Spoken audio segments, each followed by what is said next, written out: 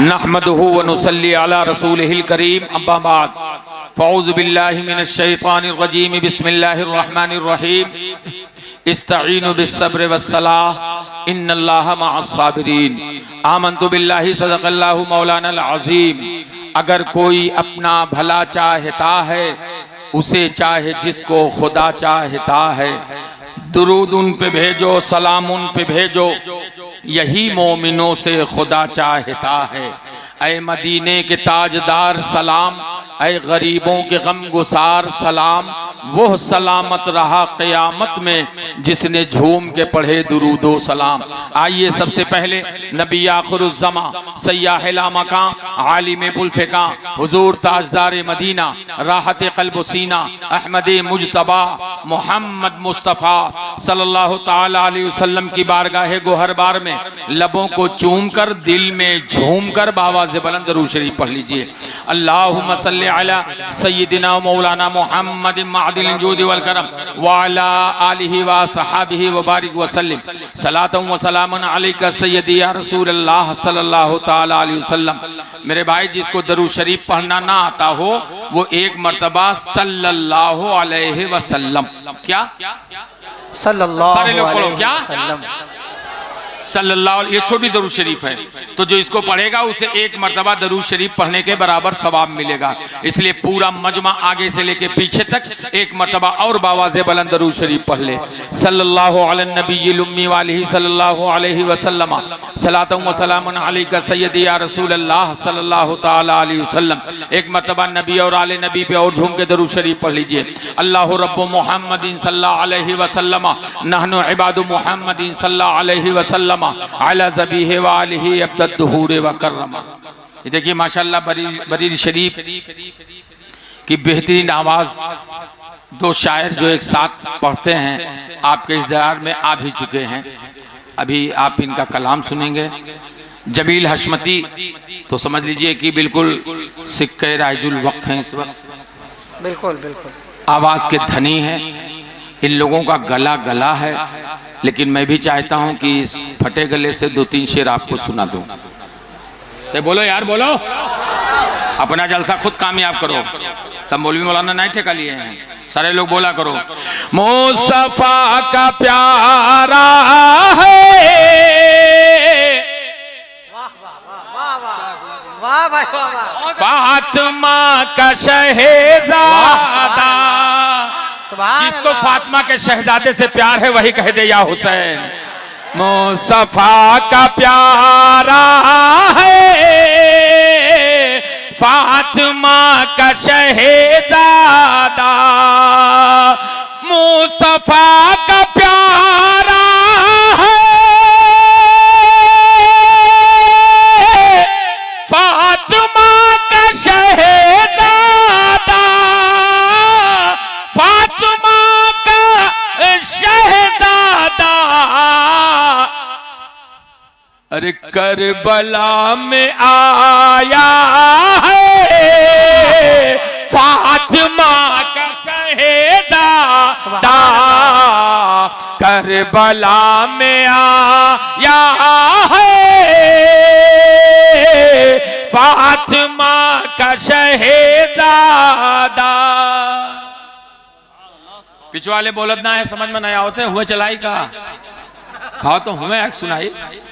मुस्तफा का प्यार। और जानते हो इमाम हुसैन के जान का सौदा पैदा होते ही हो गया था।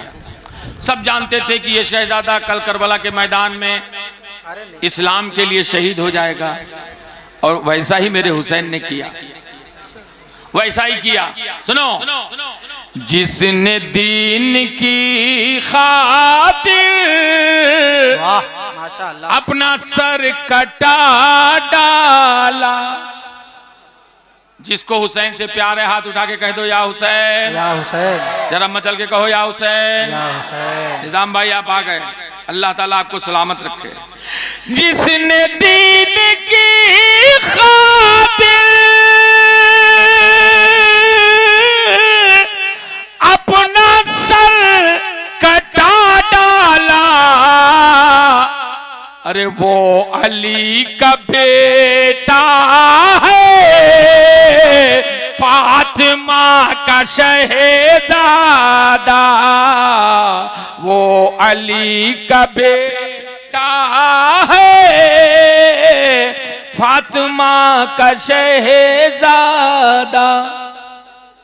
बहुत से लोग कहते हैं एक तो नौगढ़ के अवघड़, हम तो कहे साथ भैया अगर हुसैन पावर वाले थे तो नहरे फुरात को अपने खेमे में क्यों नहीं बुला लिया था?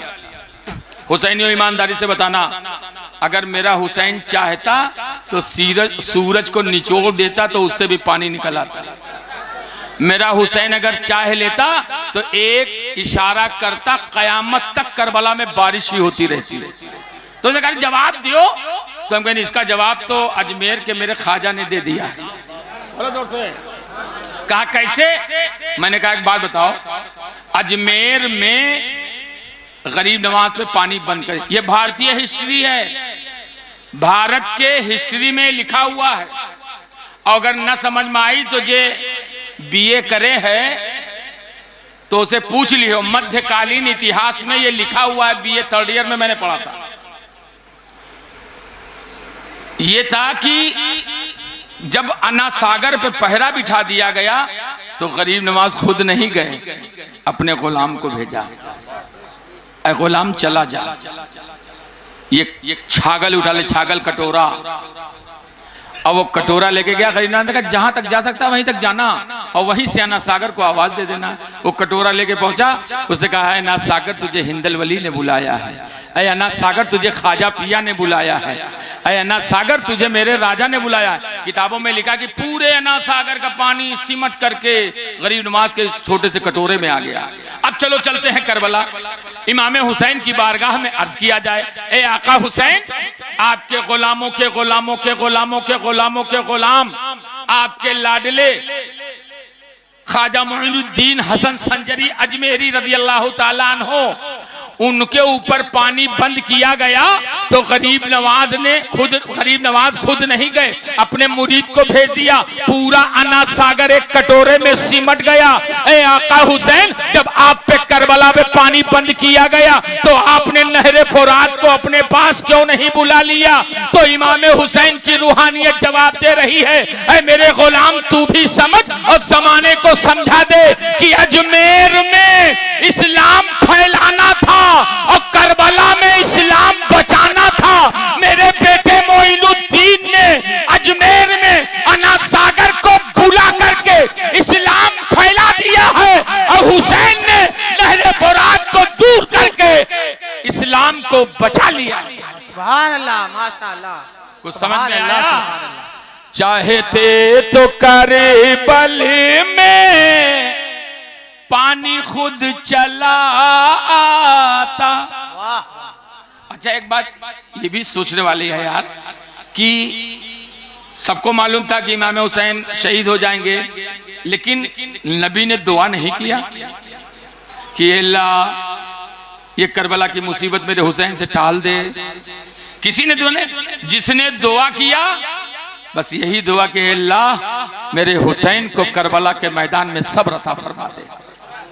जोर से बोलो, चाहते तो करबल में पानी खुद चला आता, चाहते तो करबल में पानी खुद चला आता, कितना सब्र वाला है अरे फातिमा का शहजादा, इतना सब्र वाला है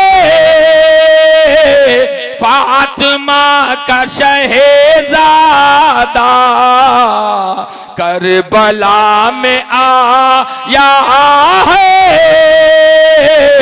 फातिमा का शहजादा। और सुना कि उतर पड़ी, सुनो सुनो सुनो सुनो, मेरा हुसैन करबला के मैदान में ऐसे ही नहीं जिया। आज लोग कह देते हैं, हम लोग 10 मुहर्रम को प्रोग्राम कराते थे तो 10 मुहर्रम को बिरयानी जर्दा ये सब बनवा करके बांटा जाता था। इतनी मेहनत हो रही है इस वक्त, सुन लो ए हुसैनियों, हुसैन के नाम पे शरबत पिलाने वालों, हुसैन के नाम पे लंगर खिलाने वालों, सुनो आज हमारे आपके बीच में कुछ लोग दाढ़ी और टोपी के आड़ में ऐसा जुमला इस्तेमाल करते हैं कि कलेजा छिल जाता है। कुछ कहते हैं कि वो 2 शहजादों की जंग थी, दोनों हक पर थे।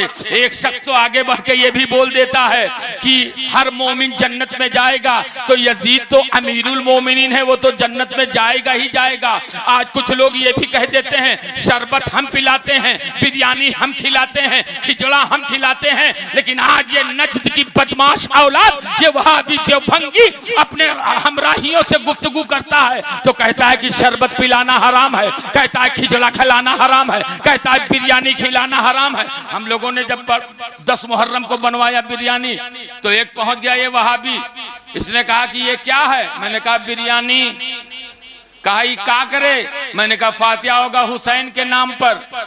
तो उसने कहा ये हुसैन बाबा को करबला में पहुंच जाता है।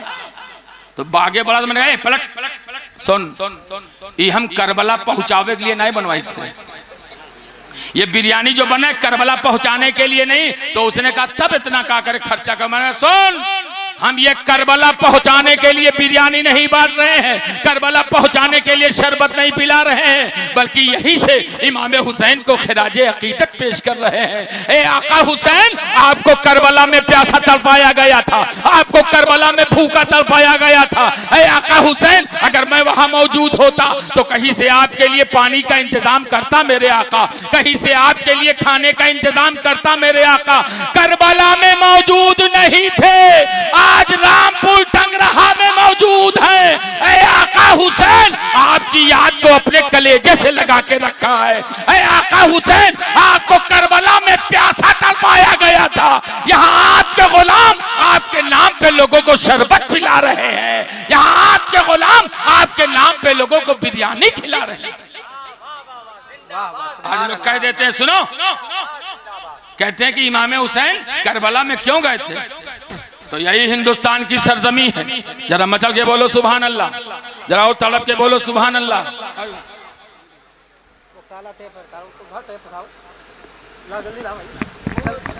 बस अरे टेप लगा दो, कहाँ डिस्टर्ब कर रहे हो, चलो लगाओ जल्दी, प्रोग्राम डिस्टर्ब ना करो। ये है टेप ना सामने है भाई, नाव लगा दीजिए, इतना डिस्टर्ब ना किया करो प्रोग्राम।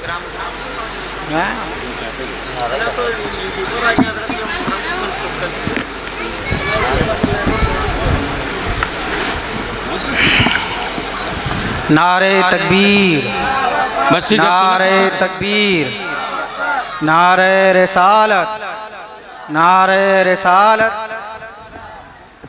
जश्न शहीद आजम। सुनाई भैया की उत्तर परी सुनाऊं तो इसी हिंदुस्तान की बात न सुना दूं।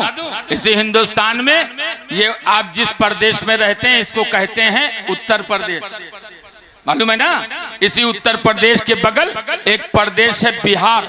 बिहार में एक बुजुर्ग का आस्थाना है जिन्हें दुनियाए सुन्नियत हजरत शरफुद्दीन यहिया मुनेरी के नाम से जानती है, जिनको मखदूम बिहारी के नाम से जाना जाता है। यही मखदूम बिहारी, सुनो जरा गौर से, दिल की दुनिया में बहार पैदा हो जाएगी। यही मखदूम बिहारी है। उनका एक मुरीद था। एक दिन मुरीद पहुंचा, कहा हुजूर मैंने फार्म भरा था हज के लिए, मेरा नंबर आ गया है, मैं आपकी बारगाह में आया हूं आपसे दुआ लेने के लिए, आप दुआ भी दे दीजिए और इजाजत भी दे दीजिए। मखदूम बिहारी ने हाथ उठा के दुआ किया, जा अल्लाह ताला तुझे खैर आफियत से पहुंचा दे। आज के जमाने में जो अभी जल्दी ही हज करने गए हैं 10-15 साल के अंदर, उनसे पूछो कि जब वो हज करने जाते हैं लखनऊ एयरपोर्ट पे पहुंचे, 5 घंटे के बाद जद्दा लैंड कर जाता है प्लेन, 5-6 घंटे के बाद मदीना शरीफ पहुंच जाते हैं। लेकिन उस जमाने में पानी का जहाज चलता था, हाजी ईद के बाद जाता था तो मुहर्रम के बाद वापस आता था। वो मखदूम बिहारी का मुरीद सामान्य सफर बांधता है, आ जाता है बंबई और उसके बाद पानी के जहाज पे बैठ जाता है। अब जहाज चलना शुरू हो गया। आज पहला दिन गुजर गया, आज दूसरा दिन गुजर गया, आज चौथा दिन गुजर गया, चारों तरफ समंदर ही समंदर है, पानी ही पानी है, पानी की लहरें थपेड़ा दे रही हैं। ये चला जा रहा है, जाते जाते आज 10वां दिन गुजर गया, बीच मझधार में पहुंचा तो जहाज के पायलट ने ऐलान किया, ऐ लोगों, ऐ हाजियों, जहाज का मशीन खराब हो चुका है, जहाज का इंजन बंद हो चुका है, अब न ये आगे बढ़ सकता है न पीछे बढ़ सकता है।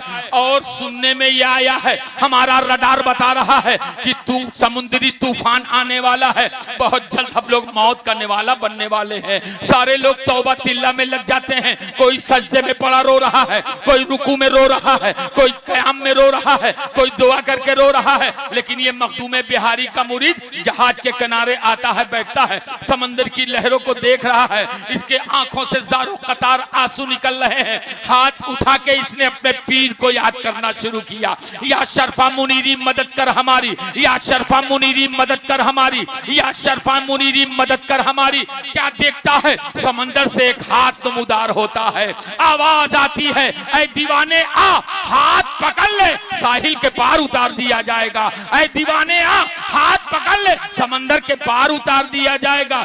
ये मुरीद कहता है, पहले ये बताया जाए ये हाथ किसका, पहले ये बताया जाए ये हाथ किसका है। आवाज आई, ये बड़ा मोतबर हाथ है, इसी एक हाथ से खैबर का वो दरवाजा जिसे 70 मजदूर खोलते थे, 70 मजदूर बंद करते थे, खैबर के दरवाजे को इसी एक हाथ ने उखाड़ करके फेंका था तो 20 फीट जाके दूर गिरा था। ये किसी और का हाथ नहीं, ये अली शेरे खुदा का हाथ। सुभान अल्लाह, नारे तकबीर, नारे रिसालत, नारे रिसालत, नारे हैदरी। सुनो, कहा ये अली शेर खुदा का हाथ है, कहा हुजूर आप तशरीफ ले जाइए, मैं किसी और का इंतजार कर रहा हूँ। फिर इसने हाथ उठाया, हाथ समंदर में गायब हो गया। फिर मखदूम बिहारी का ये मुरीद हाथ उठा के दुआ करता है, या शरफा मुनीरी मदद कर हमारी, या शरफा मुनीरी मदद कर हमारी। रोता जा रहा है, कहता जा रहा है, इतने में एक हाथ नमूदार होता है, आवाज आती है, ऐ दीवाने आ, हाथ पकड़ ले, समंदर के पार उतार दिया जाएगा। ऐ दीवाने आ, हाथ पकड़ ले, तुझे साहिल के पार उतार दिया जाएगा। इसने कहा पहले ये बताया जाए ये हाथ किसका है। आवाज आई, ये बड़ा पाकीज़ा हाथ है, इसी हाथ को करबला में यजीद ने मांगा था, नहीं दिया गया था। अब उस दीवाने ने कहा हुजूर आप ये मुझे हाथ पकड़ा रहे हैं, यही हाथ तो करबला में जब यजीद ने मांगा था, अगर आपने हाथ दे दिया होता तो अली अकबर बच गए होते, अली असगर बच गए होते, मुस्लिम बच गए होते, और मोहम्मद बच गए होते। तो इमाम हुसैन की रूहानियत जवाब दे रही है, ऐ गुलाम सुन ले, यजीद शराबी था, यजीद जुआरी था, यजीद बेनमाजी था, और हुसैन अपनी गर्दन तो दे सकता है लेकिन शराबी के हाथ में हाथ नहीं दे सकता। अब सुनो, तो उसने कहा हुजूर जाते जाते एक सवाल का और जवाब दे दीजिए। कहा सवाल कर। कहा हुजूर करबला में टारगेट आप थे, इमाम हुसैन के बाद करबला में कोई शहीद नहीं हुआ। इमाम हुसैन के 3 साहबजादे अली अकबर, अली औसत, अली असगर। अली अकबर और अली असगर करबला के मैदान में शहीद हो गए थे। अली औसत जिन्हें हम ज़ैनुल आबदीन भी कहते हैं, अली औसत करबला में शहीद नहीं हुए। इमाम हुसैन की शहादत के बाद अब जरा गौर कीजिए, उस दीवाने ने कहा हुजूर करबला में टारगेट आप थे तो तलवार लेके आप पहले क्यों नहीं चले गए थे? अगर आप पहले चले जाते तो अली अकबर बच जाते, आप पहले चले जाते तो अली असगर बच जाते, आप पहले चले जाते तो औनो मोहम्मद बच जाते, आप पहले चले जाते तो मुस्लिम बच जाते, आप पहले चले जाते तो अब्बास का बाजू बच जाता।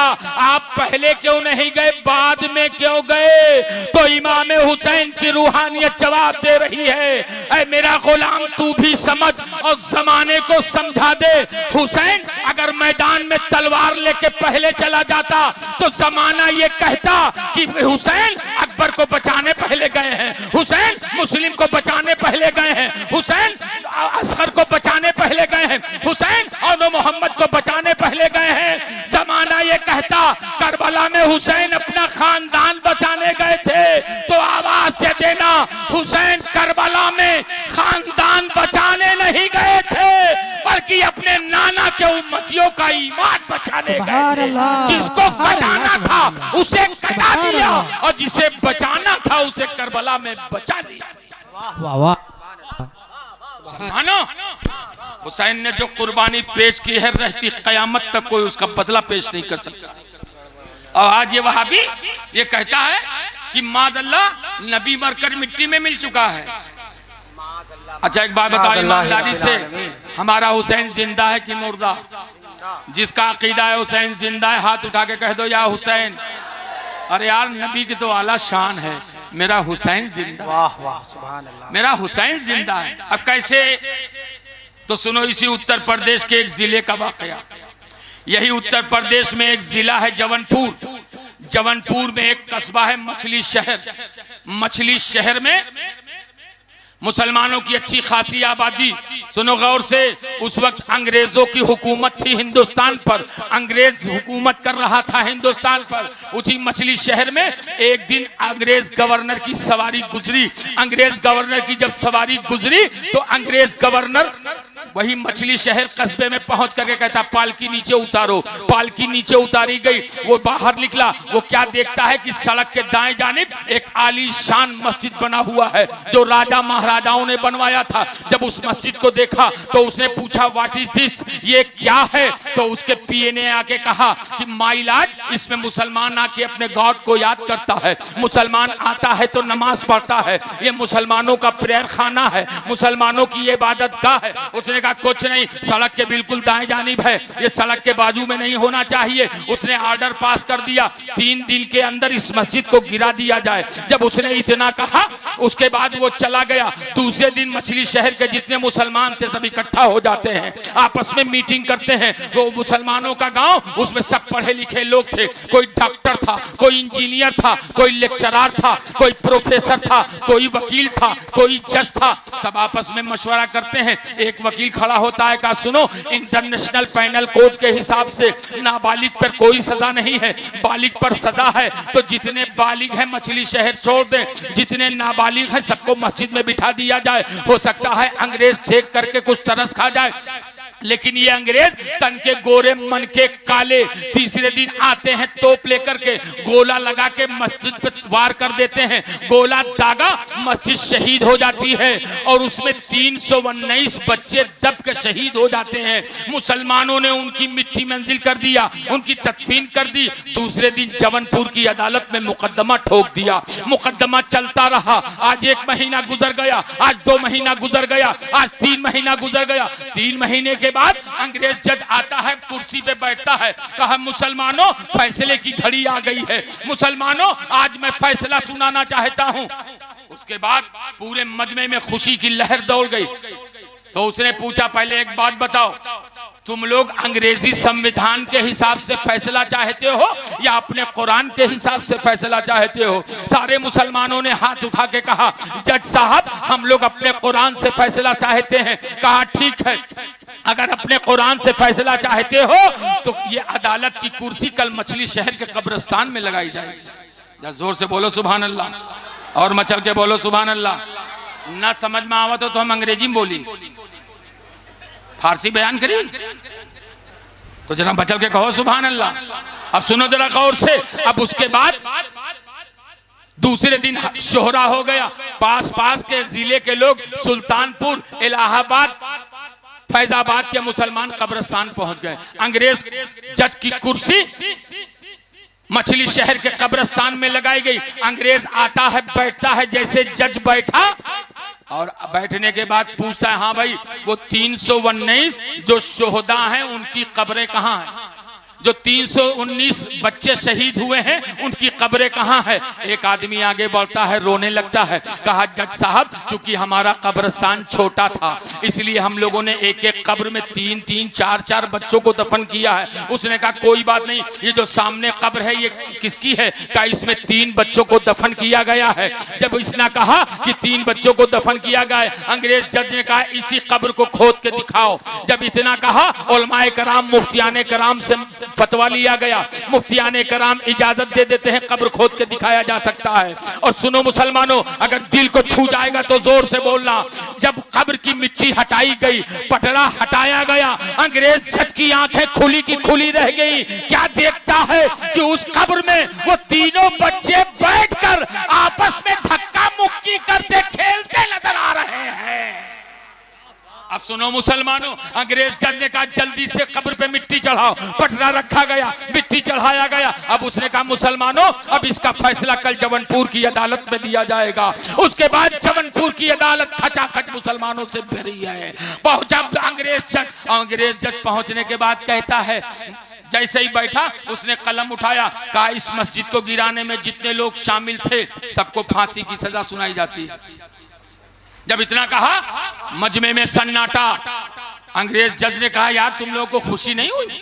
किसी ने ताली नहीं बजाई, किसी ने नारा नहीं लगाया। एक आदमी खड़ा होकर कहता है जज साहब आपका ये फैसला हम लोगों को मंजूर नहीं है। कहा क्यों? क्या इससे भी बड़ा कोई फैसला होता है? कहा आप ही ने हम लोगों से पूछा था कि अंग्रेजी संविधान से फैसला चाहे तो या अपने कुरान से। ये तो आपके अंग्रेजी संविधान का फैसला हो गया, हमारे कुरान का फैसला सुनाइए। अब जरा गौर से सुनना सुन्नियों, ऐ हुसैनियों, अगर तुम्हारे दिल में हुसैनी जज्बा है तो इन वहाबियों को जवाब देने के लिए आप इस जुमले को नोट करके लेके जाइएगा। जब इतना कहना था अंग्रेज जज खड़े हो जाए, काली में दीन का इस्तकबाल कर ले, नारा लगा ले।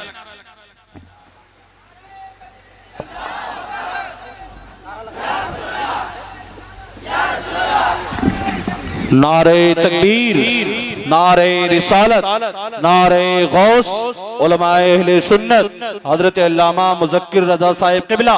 नारे तकबीर, नारे रिसालत।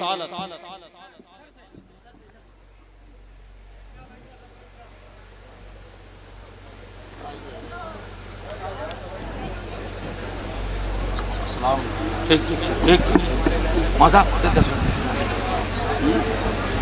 हाँ हजरत जाना, बैठो हजरत। अरे ठीक है, सबका जल्दी जाएगा हजरत, आप बोलो दबाए।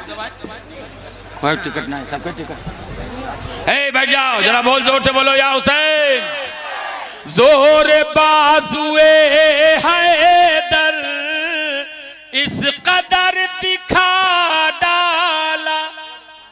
अगर हुसैनी हो तो हाथ उठा के जोर से कह दो या हुसैन, और जोर से बोलो या हुसैन। सारे लोग बोलो माशाअल्लाह। ये देखिए हमारे एरिया का खतीब बैठा है, अल्हम्दुलिल्लाह, जिसकी खिताबत की धमक सिर्फ हिंदुस्तान ही में नहीं है, अफ्रीका में भी जिसकी खिताबत की धमक महसूस की जा रही है। खतीब एशिया व अफ्रीका हजरत अल्लामा मौलाना मोहम्मद मुज़क्किर हुसैन साहब क़िबला ये ईदगाह में बोलने आए। माशाअल्लाह ये गोंडा शहर के इमाम ईदगाह भी हैं, तो ईदगाह में बहुत अच्छी तकरीर करते हैं। तो अब जाहिर सी बात है जब ईदगाह में अच्छी तकरीर करे तो यहू तो ईदगाह हो, अब यूं अच्छी तकरीर हुई। हाँ, जोर बाजुए हैदर इस कदर दिखा डाला, एक नन्हे असगर ने, एक नन्हे असगर ने अरे करबला हिला डाला, एक नन्हे असगर ने करबला हिला डाला। अच्छा एक बात बताओ, इस्लाम पर इमाम हुसैन का एहसान है कि नहीं एहसान है? जितने लोग जानते हो एहसान है वो जोर से कहते सुभान अल्लाह। दीन मुस्तफाई पर आँच भी न आने दी। अरे बोलियो कि जब हमारी इंतकाल हो जाए तो सालाना फातिहा बोलियो, या जोर से बोलो।